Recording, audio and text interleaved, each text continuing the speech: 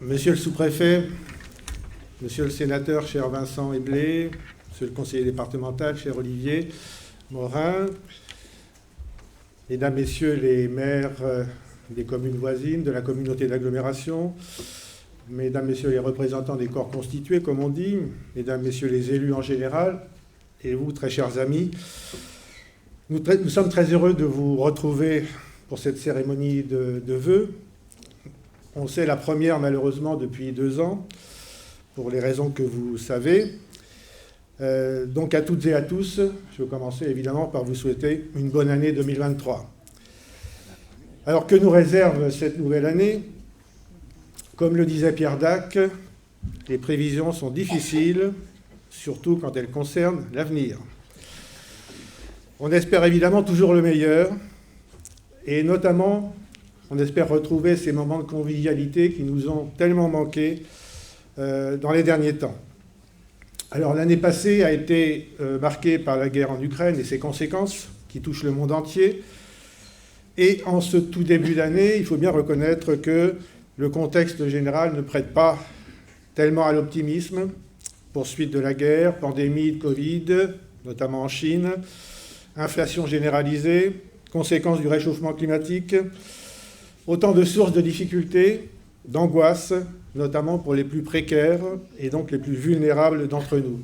Cette situation met en évidence les effets néfastes, selon moi, de décennies de politique libérale, d'ouverture de nombreux domaines à la concurrence, sous la pression des institutions européennes souvent. Avec quel résultat? Nous le voyons malheureusement sur l'énergie, sur la santé, bientôt peut-être sur les transports publics, les transports en commun. Il suffit de regarder la situation au Royaume-Uni pour être extrêmement inquiet. Alors, comme les particuliers, les entreprises, les communes doivent faire face à la hausse des coûts de l'énergie, des matières premières, des produits alimentaires. Pour nous, ici à Chauconin-Neufmontier, le prix du gaz a été multiplié par plus que 6, et encore, nous bénéficions de l'expertise et de la force d'achat du SDESM, le syndicat départemental des énergies de Seine-et-Marne. Je rappelle que tous nos locaux sont chauffés au gaz. Le nouveau marché de la restauration scolaire, avec certes désormais 40% de produits bio ou labellisés, s'est traduit par une hausse du prix du repas de 16%, que nous n'avons répercuté qu'à 50% auprès des familles, et toujours en conservant une tranche à 1 €, la tranche la plus basse. Cette situation a donc de lourdes conséquences sur les finances des collectivités locales, et la préparation de notre budget 2023 est très compliquée. N'est-ce pas, Alain, qui se trouve quelque part par ici, notre adjoint aux finances notamment. Alors, nous avons la volonté de ne pas augmenter la fiscalité locale et nous recherchons bien sûr toutes les économies possibles, mais c'est très difficile parce que déjà nous avons beaucoup fait dans ce domaine, notamment en matière d'éclairage public.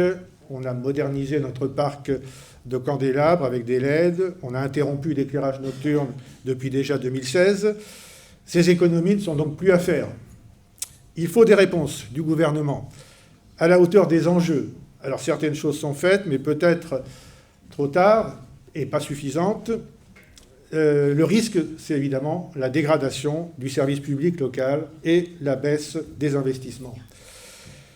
Il faut pour nous restaurer les tarifs réglementés de l'électricité et du gaz pour les collectivités locales, indexer les dotations de l'État sur l'inflation et redonner de l'autonomie fiscale aux communes.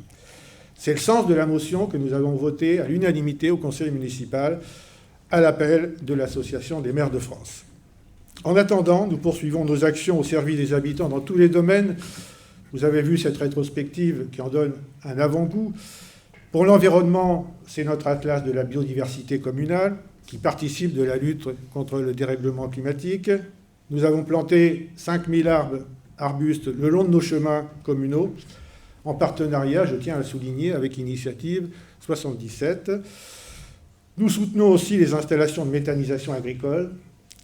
On a 2 méthaniseurs sur le territoire de la commune, un qui s'est ouvert en 2016, un autre en 2021, qui produisent l'équivalent de la consommation de plus de 5000 foyers Je me permets d'insister parce que ce sont des sujets qui parfois prêtent à polémique et à opposition, mais pour nous, ces installations répondent à la fois aux attentes des agriculteurs et aux enjeux de notre société, notamment évidemment produire une énergie renouvelable et locale, produire un engrais organique local, le digestat, maintenir également le couvert végétal donc, sur les parcelles agricoles, ce qui permet de lutter contre le ruissellement, et évidemment dans le contexte actuel c'est très important, et enfin diversifier et sécuriser les ressources de nos exploitations agricoles.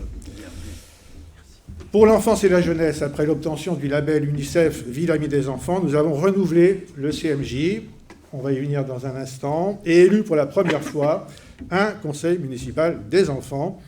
Et nous perpétuons la classe de neige, ça nous tient très à cœur, après l'annulation de l'année 2021.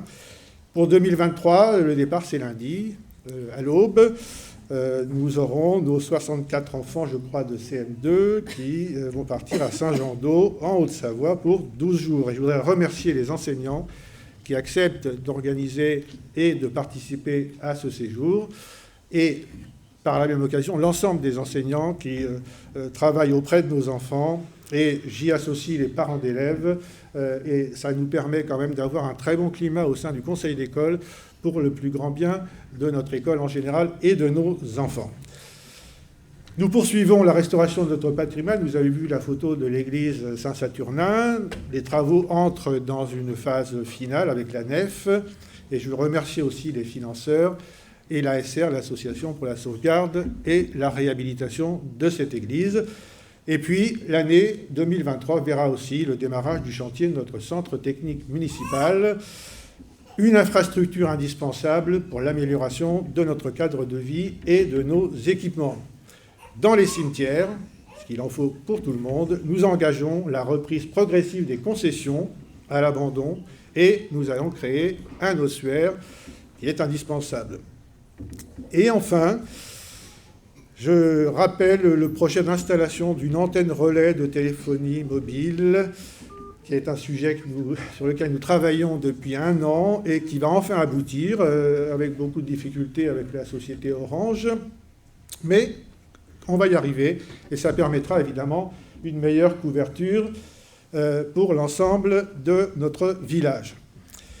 Enfin, nous sommes toujours inquiets de l'application de la loi SRU, donc Monsieur le sous-préfet, vous connaissez bien ce sujet, nous en parlons régulièrement. Vous savez, cette loi qui impose 25% de logements sociaux.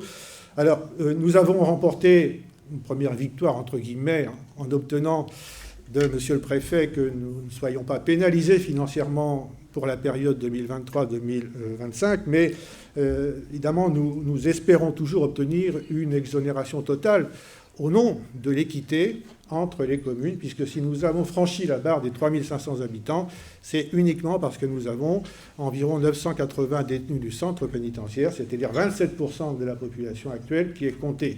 Donc par équité vis-à-vis d'autres communes, donc nous demandons cette exonération, ce qui ne nous empêchera pas de poursuivre des programmes.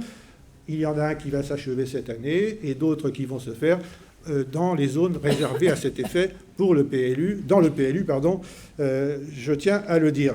Mais on est particulièrement attentif aux conséquences, les capacités scolaires, périscolaires, les problèmes de stationnement, de circulation, qui sont extrêmement prégnants déjà au sein de notre village. Alors, nous avons aussi célébré en 2022 le cinquantenaire de la fusion de nos 2 villages, Auconin et Neufmontier-les-Maux, avec différentes manifestations, notamment la journée du 24 septembre qui a été le point d'orgue, avec toutes nos associations, je les remercie. Et à cette occasion, chacun a pu constater le dynamisme et la richesse de la vie de notre village, dont l'attractivité n'a jamais été aussi forte. D'ailleurs, je vous annonce qu'au 1er janvier 2023, nous sommes 3623 habitants, certes avec 980 détenus, c'est-à-dire 27% du total, mais nous étions 600 en 1972 au moment de la fusion. Et si en 2022 nous avons déploré 11 décès sur la commune, d'habitants de la commune, nous avons célébré 21 mariages, 4 Pacs et compté 39 naissances. C'est dire si l'avenir du village est assuré. peut aussi faire référence à la pression foncière et les prix élevés de l'immobilier qui témoignent quand même de l'attractivité de notre village, ce qui peut être considéré comme un avantage et parfois un inconvénient, malheureusement, pour certains qui veulent acquérir des biens sur notre village. Permettez-moi aussi quelques réflexions plus larges, car si nous sommes des élus locaux, notre rôle est aussi de défendre et de promouvoir des principes et des valeurs. Alors 2022 a été marqué par les élections présidentielles, législatives, et, il faut bien le reconnaître, le spectacle bien souvent affligeant et indigne d'une partie de la classe politique, pour qui les petites phrases, le chahut, les invectives tiennent lieu de débat, avec la recherche permanente du clash, trop heureux de faire le buzz, comme on dit, sur les réseaux. Et je suis frappé et inquiet de voir comment, par exemple, certains mouvements antiracistes, féministes, autrefois émancipateurs, évoluent.